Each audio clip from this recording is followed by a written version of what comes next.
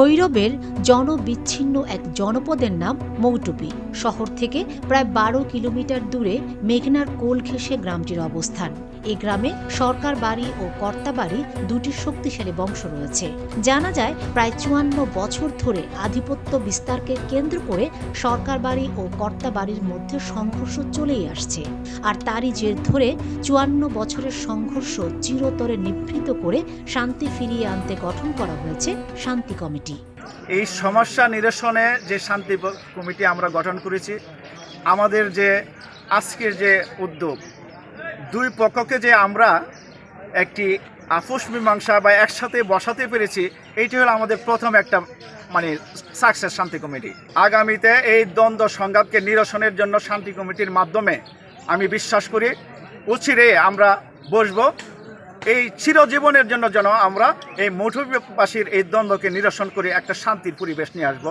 যে এখানে young generation আছে, আগামী প্রজন্ম আসে, এই প্রজন্মকে আমি অনুরোধ করব সকলে মিলে অতীতকে ভুলে গিয়ে নতুন একটা মৌটুপি, নতুন একটা ভবিষ্যৎ গড়ার জন্য তোমাদেরকে আহ্বান করব। গাজী গ্যাস স্টোভ, রান্নায় আনে শিল্পের ছোঁয়া।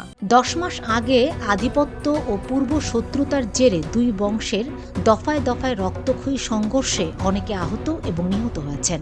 মামলা হয়েছে শতাধিক। যুগ যুগ ধরে চলে আসা সংঘর্ষে শত শত কোটি টাকার বাড়িঘর ও সম্পদ বিনষ্ট হয়েছে। একবার সংঘর্ষের সূত্রপাত হলে চলে কয়েকদিন। অজপাড়া গা হওয়ায় সংঘর্ষ থামাতে আইনশৃঙ্খলা বাহিনীও ঘটনাস্থলের সঙ্গে সঙ্গে পৌঁছাতে পারে না। যুগ যুগ ধরে চলে আসা সংঘর্ষের কারণে এই এলাকায় বিয়ের শাদী কিংবা অনেকেই আত্মীয় করতে চায় না। তাই এলাকায় শান্তি ফিরিয়ে আনতে কাজ করছে শান্তি কমিটি।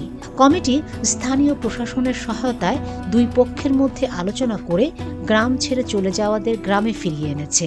দ্বন্দ্ব নিরসনে ভৈরবেরই সুশীল সমাজ, বিভিন্ন রাজনৈতিক ব্যক্তিবর্গ সহ ছাত্র জনতার প্রতিনিধি সহ তারা তাদের নিজেদের মাধ্যমে দুই পক্ষের সাথে আলোচনার মাধ্যমে একটি কমিটি গঠন করেছে ২১ সদস্য বিশিষ্ট, এবং সেই কমিটিটি এই দ্বন্দ্ব নিরসনের জন্য সর্বাত্মক চেষ্টা করে যাচ্ছে।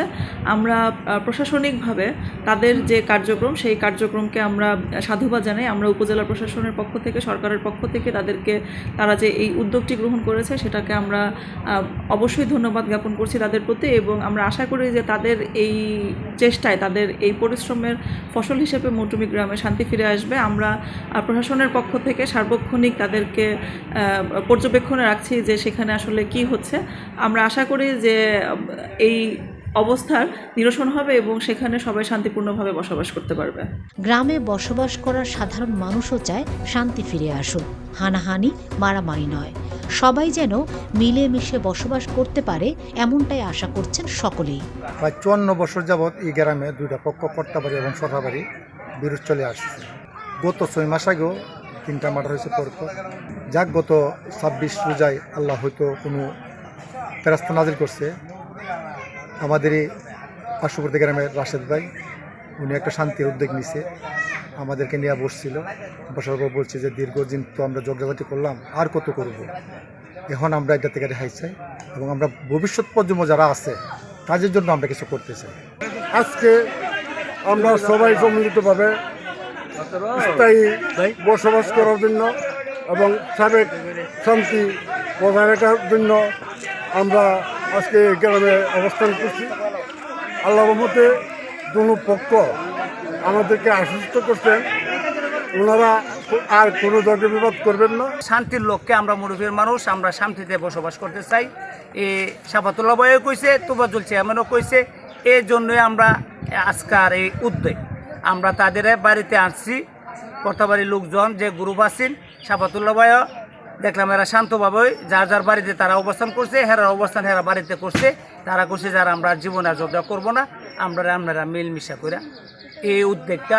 আর ওখানে হলো আমাদের ভৈরববাসী যে বিএনপি যে লোকজন, বড় নেতারা আইসে, এটা আমরা তাদের কাছে যাব, গিয়ে আমরা একটা সুন্দর একটা ফায়সালা করতে পারি, এই আমরা উদ্যোগটা।